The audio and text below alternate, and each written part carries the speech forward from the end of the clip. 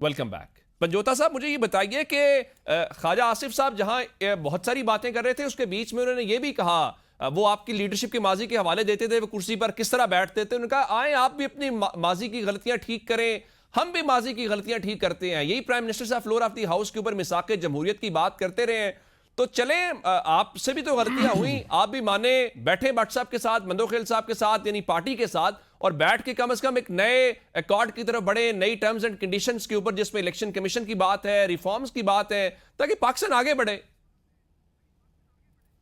देखिए, इनकी बातें जो है ना जी उमर साहब, जुबानी कलामी है, प्रैक्टिकल नहीं है। अगर वो ख्वाजा साहब ये समझते हैं कि मिसाक जमहूरियत हो, आइन हो, कानून हो, तो अमल करें ना। अमल करेंगे तो सीट भी जाएगी, हुकूमत भी जाएगी, वजीर आजम इमरान खान होगा, क्योंकि अवाम ने उसको मुंतखब किया और झूठे मुकदमात में उसे जेल में डाला। खाली लफ्जी गोलाबारी से, लफ्जी बयानबाजी से उससे क्या फायदा? ये क्या गेन करना चाहते हैं? यानी हुकूमत आपके हवाले कर दे। वो दौर नहीं है, सन 1920 का दौर है, जहाँ जो है वो इलेक्ट्रॉनिक मीडिया नहीं है, सोशल मीडिया नहीं है, लोगों तक आवाज नहीं जाएगी, उनकी असलियत नहीं जाएगी, उनका किरदार नहीं जाएगा। रेहाना डार से आप हजारों की लीड से हारे हुए शख्स हैं और यहाँ खड़े होकर जमहूरियत के लेक्चर दें। सबसे पहले उसको उसकी सीट दें। डॉक्टर यास्मीन राशिद को झूठे मुकदमात में जेल में डाला, 280 साल सजा उसे दे दी, बाकी रहनुमाओं को दे दी, किसी को 260 साल दे दी, उनको रिहा करें।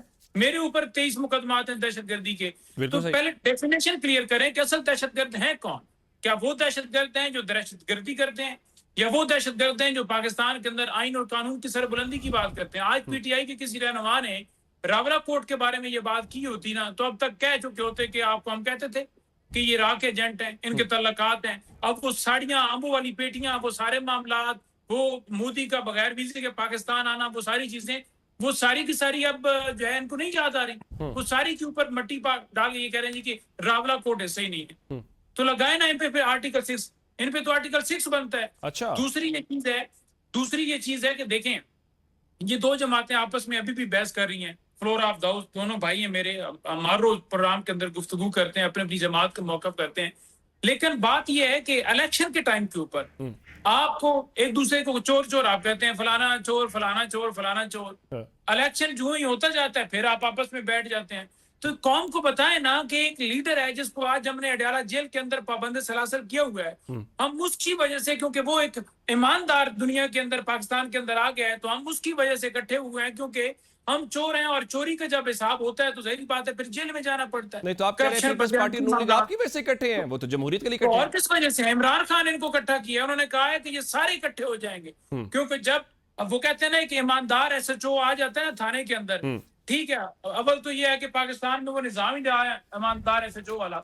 तो पाकिस्तान में एक ईमानदार शख्स आया तो ये तमाम लोग जो जिन्होंने करप्शन, मनी लॉन्ड्रिंग, चोरी, डाका मारा हुआ था, ये सारे जोड़ के इकट्ठे हो गए कि भाई अब इसका मुकाबला, अब हमारा दुश्मन तो एक इंसाफ करने वाले शख्स के साथ है, एक ईमानदार के साथ है। बिल्कुल, तो मुकाबला करने के लिए जरूरी है कि जरा मुकाबला उस तरह से भट्ट साहब से पूछते हैं। भट्ट साहब, आप ऑफर्स बड़ी दे रहे हैं अपोजिशन को या बाकी सबको कि आए बात करें। वजीर आजम साहब ने बात की, अब ख्वाजा आसिफ साहब बात करें। बैरिस्टर गौर कह रहे थे कि मुज़ाकरात की मेज पर बैठना तो दूर की बात है, हम मेज के करीब भी नहीं हैं। क्या माहौल भी आप लोगों ने वो बनाना है या सिर्फ हवाई बातें करनी है कि आए जी मिसाके जमहूरियत करें?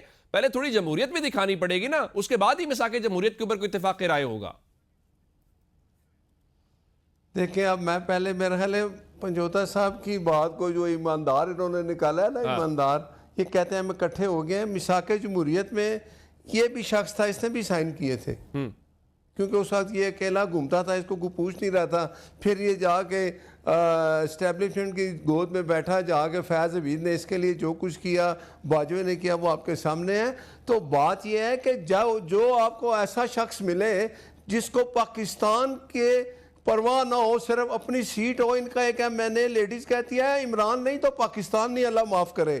ये अपने अंजाम को चले गए, पाकिस्तान माशाल्लाह बड़ा आगे चला गया, और ये इस हालत में ये ईमानदार है।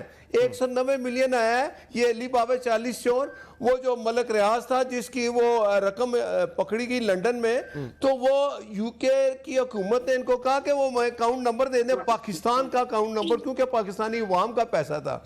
इन लोगों ने क्या किया वो आपके सामने है। उस चक्कर में चोरी में बंद है अंदर, 190 मिलियन की चोरी में वो फर्क होगी इनकी।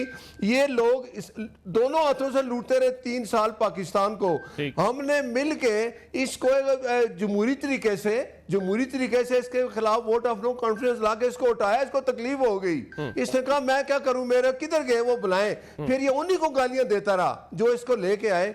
और दूसरी बात है मेरे मंदोखेल भाई, अगर आपने गिलगित बल्तिस्तान में तो मियां शहबाज शरीफ साहब ने कह दिया मुबारक हो, आप हुकूमत बना लें, तो और हम क्या करते आपके खिलाफ। अगर आपके साथ वो 4 आज़ाद लोग नहीं मिले तो ये हमने तो आपको नहीं देने थे, आप खुद उसमें ले आते। लेकिन अब ये बात है कि अगर गिलगित बल्तिस्तान में आपने अक्सरियत ली है या नहीं ली, या सीटें थी, क्या था, पीएम साहब ने पहले आपको कह दिया कि आपको मुबारक हो, आप हुकूमत बनाए। तो ये जमहूरियत इसी का नाम है। आज़ाद कश्मीर में आपकी हुकूमत है, अभी आप कर ले फैसले जो करने हैं। जरा रद्द-ए-अमल ले ले मंदोखेल साहब से, पंजोता साहब से। नहीं, मैं बाद में ले रद्द-ए-अमल। आज वो असल में ना वो जो मेरे भाई हैं वो इलेक्शन खुद आ रहे थे, मुझे लगता है वो सारा गुस्सा इसी पे उतार रहे हैं। मंदोखेल साहब, आपने भट्ट साहब को सुना है, आप इलेक्शन हारने का गुस्सा निकाल रहे हैं सारा। कोई बात नहीं होता है, वो जमहूरियत इसी का नाम है कि एक की बात सुनो फिर उसको सेटिस्फाइड कर दो। हमने एक बात बता दूं, ये पूरा 5 साल इसी तरह गुजरेंगे, हम यही तादी होंगे, इंशाल्लाह अच्छे काम करेंगे और हम साथ चलेंगे। बिल भी कहते हैं ना कि अभी लोग कुछ कह रहे थे कुछ दिन पहले कि जी बजट पास नहीं होगा, बजट भी पास होगा, बाकी काम भी होंगे। बिल्कुल ठीक, आप कह रहे हैं कि अगर कोई ये सब चलेगा। जरा मंदोखेल साहब आप अपनी राय दे दें इसके ऊपर जो भट्ट साहब ने कहा है।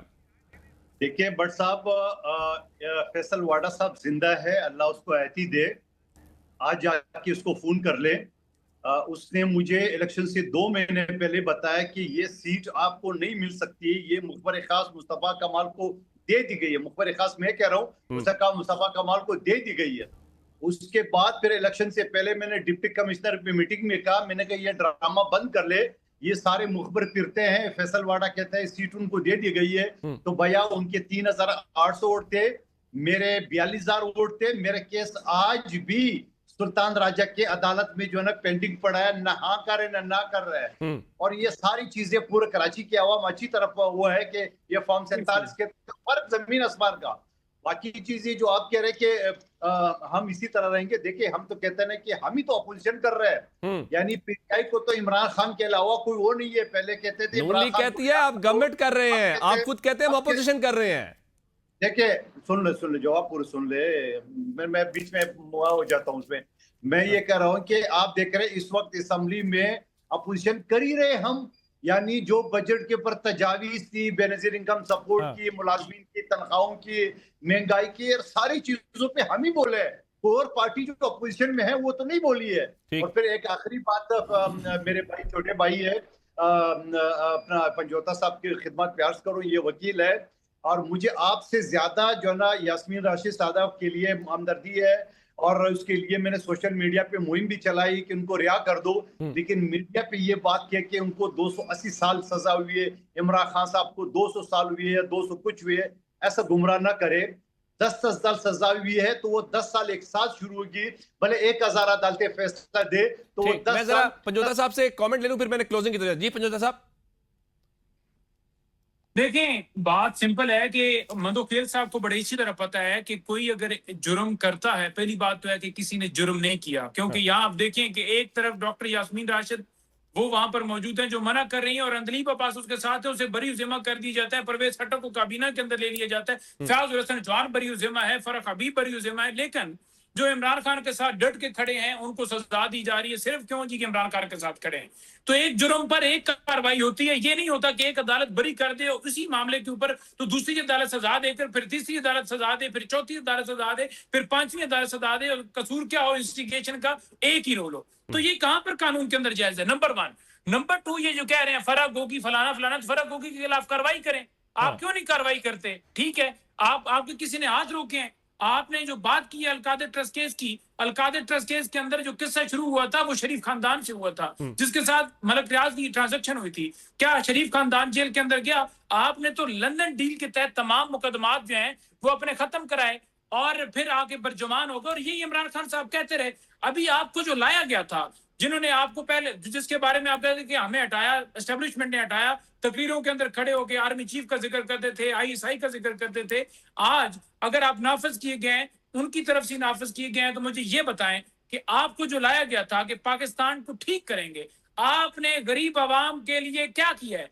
सेनेटर साहबान, बिल्कुल ठीक जी, प्रोग्राम का वक्त खत्म हो गया, वरना इस गुफ्तगू के सिलसिले को आगे बढ़ाते हैं। मैं अपने तीनों मौजूद मेहमानों का, नईम मुता साहब का, सेनेटर नासिर भट्ट साहब का और कादर मंदोखेल साहब का शुक्रिया अदा करूंगा।